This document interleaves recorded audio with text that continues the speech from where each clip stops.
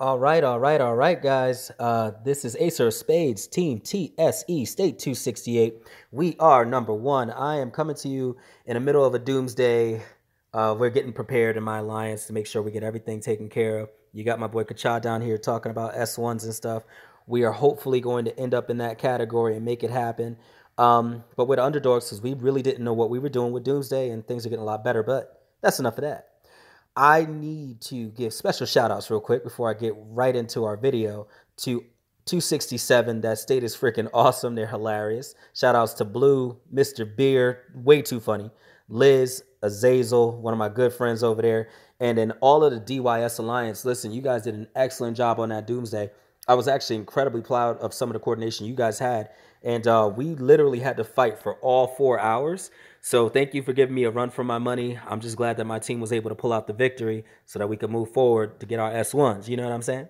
Anyway, more importantly, right before we get into everything, guys, I just want to make sure that, please, guys, leave comments. Every single thing you tell me, I respond. If there's any videos that I need to make, please let me know. I'm working on it day in and day out. And this comes from a very special request of one of my subscribers to do a How Powerful Are You Part 2.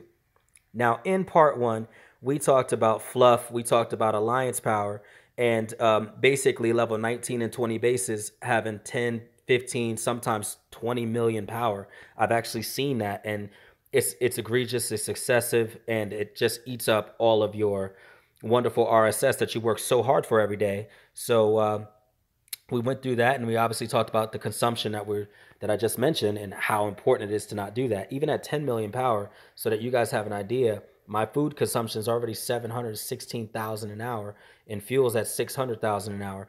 I mean, so people are doubling that. I don't know how they do it. I don't know, whatever. Anyway, so that's How Powerful Are You Part 1. But this, guys, this right here is How Powerful Are You Part 2. And it took me a little bit to get my thoughts together to discuss what I wanted to talk about. And today we're going to talk about the differences of troop power, destruction power, and combat power. All right, so just give me a few seconds to get my thoughts together. We're going to do this. Alrighty, friends. Okay, so let's go ahead and look at my second APC, which I've codenamed Boss Baby. You know, like the movie, it's funny as hell. If y'all haven't seen Boss Baby, go ahead and watch it. It's really funny, especially if you got kids. If you notice, it has 1.4 million combat power. When I click into it with the little settings gear at the top right, I have 1.4 million combat power. I obviously can put in a certain amount of carrying capacity and whatever, 100% durability right now. But I want to show this to you guys so you understand how combat power actually works. All combat power really represents is the number of troop that you have, not how powerful the troop is. Now, this is really important to understand because Razor, as you can see, which is my second hero on the second line there, Razor is only for vehicles. So you would think if I go to troops and go from these tier 7 fighter chargers here, and I put all vehicles in the line, that it would change the combat power. But lo and behold, it has absolutely nothing to do with it. Now, what does change the combat power? The carrier capacity obviously changed, though, because vehicles carry more than fighters do. But what does change it? If I go down to shoot a man's row, any row I want, and I just cut that in half, my combat power dropped down dramatically. Now, combat power is still incredibly important because it really does represent just how strong your troop is, but it doesn't give you the full picture. So there are many, many cases where I was under 1 million power and I've taken out people that are 1.3, 1.4 million power because of what actually really matters. And that's why we make these videos on the How Powerful Are You series. So let's dive a little deeper. We're going to go into destruction power. Now, if you'll notice, the destruction power of Boss Baby is 334. The reason that is because I'm using vehicles. But let's go back to the tier 8s, just replacing the same thing again. You'll notice immediately that the destruction power, if I hit the back button here, is gone from that 334 to 534. Now, this is incredibly significant because a lot of individuals don't know what destruction power is. It has nothing to do with combat power. Destruction power represents how hard your APC actually destroys a building, a plot, if you're talking about Doomsday, or another base. If you'll notice, each and every one of these bases have a certain amount of durability. So if I go ahead and put my garrison thing over here and I go to defense, I have 1,600 durability. That means if my fighters hypothetically hit hit 3 times on my base successfully, it will zero me out. 534 is a little more than 5 1/3. So 3 hits and 1600 durability is done. If it were my vehicles, though, it would take a total of 6 hits. It would almost take twice as much, maybe 5. I don't know the math. I'm not doing that right now. I'm just trying to give you guys the information. So the whole point is destruction power is very, very important, especially when it comes to Doomsday. So hypothetically, if I wanted to take this plot, it has 500 HP. I wouldn't do that because she's one of my good friends.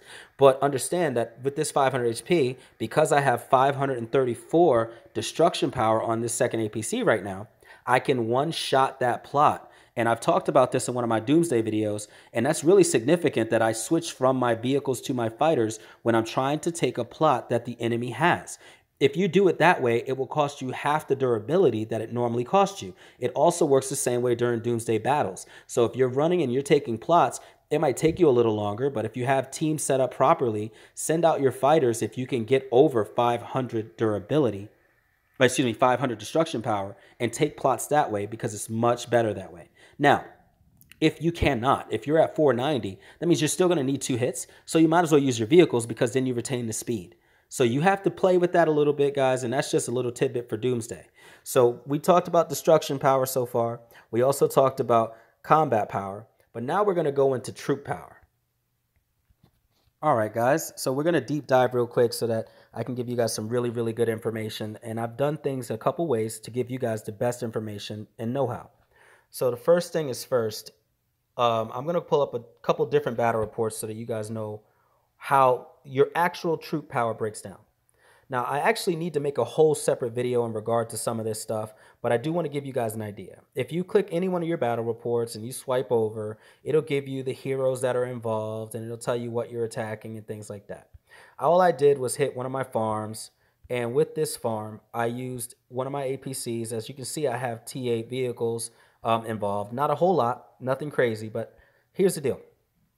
Because of the amazing Reaper, you get a special buff that I believe only he has other than other S1 or S2 season heroes, a siege attack bonus. So on top of the already 124% might that I get a siege attack of additional 25%, and then you'll notice all the rest all the way down from all the different things like building and technology, etc. Now this is important to note because there's a lot of things missing. Number one, I did not put any parts on this, and I do have orange phantom parts. So I didn't put any parts on this particular APC when I did that hit. And you'll notice also that there's a Doomsday Conquest, which I've talked about in the Doomsday videos, guys.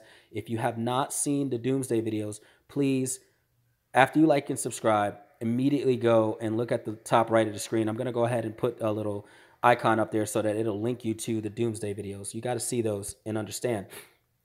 But I'm going to go back out of this because now that you see that the might and the defense are there, it changes dramatically if I go to my Doomsday Conquest battle reports and I just pick up my most recent victory on a level 14 plot.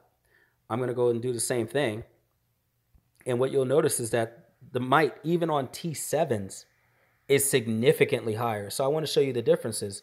Obviously, you'll notice right away that I actually have 30% for my parts in my attack this time. But even though it's the same exact hero, I'll just put that back, it's still Reaper. Because I'm not attacking a base or anything, I lose that 25% siege attack.